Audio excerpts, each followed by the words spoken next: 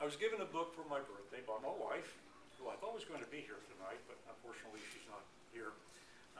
And she gave me this book knowing that I read a lot. And I do, and I know that some of you all do also.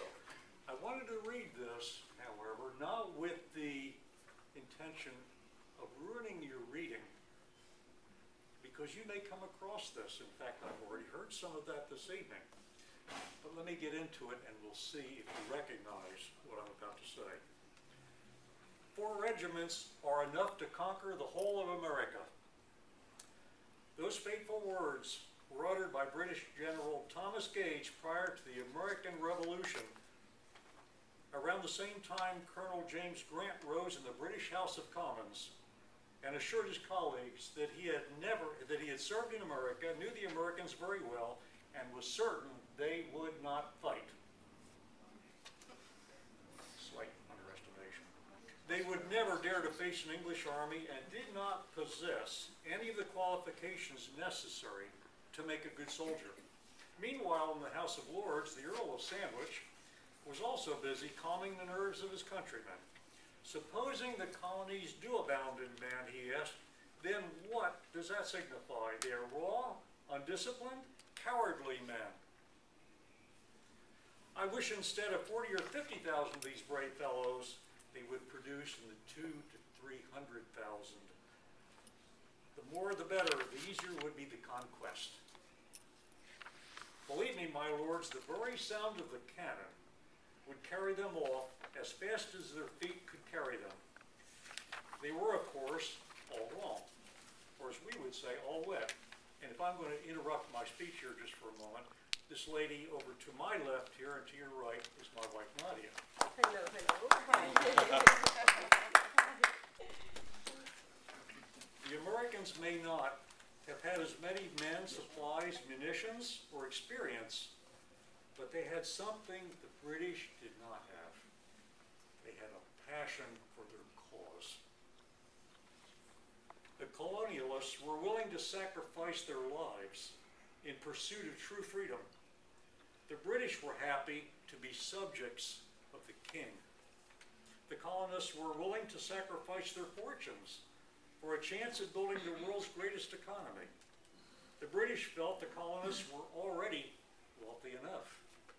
The colonists were willing to sacrifice their sacred honor to stand before the world and pronounce their rights to life and liberty could come only from God.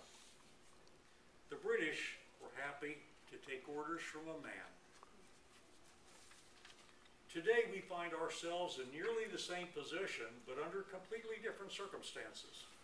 Depending on where you look around the country, you'll find either passion or you'll find apathy. You'll find millions willing to sacrifice their lives and fortunes for freedom, and you'll find millions of others who would trade freedom for security at every opportunity they have. You'll find Americans who believe that our sacred honor is everything, and you'll find Americans who would sell out their neighbors for another dollar from the government. Progressives expect us to do nothing, and they doubt both our cause and our conviction to do it.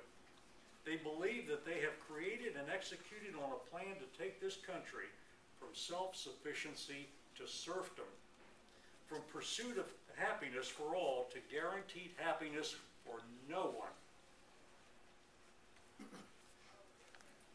There's no doubt that the problems we face are dawning, but our grandfathers faced worse. World wars, communism, a nuclear crisis. This country has seen the worst that man has to offer, and we've overcome it every single time. Remember, nothing is inevitable. Nowhere is it etched in granite that America will fall. Nowhere has a book been written that contains the last chapter of our story. History is not static. It is written by God and is based in virtue. If we can fix ourselves, we can fix our country.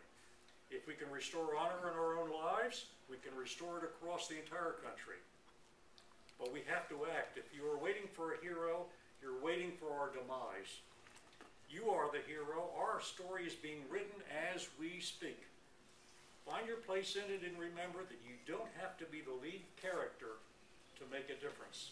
As Frederick Douglass once said during another period of American struggle, find out just what any people will quietly submit to, and you have found out the exact measure of injustice and wrong which will be imposed upon them.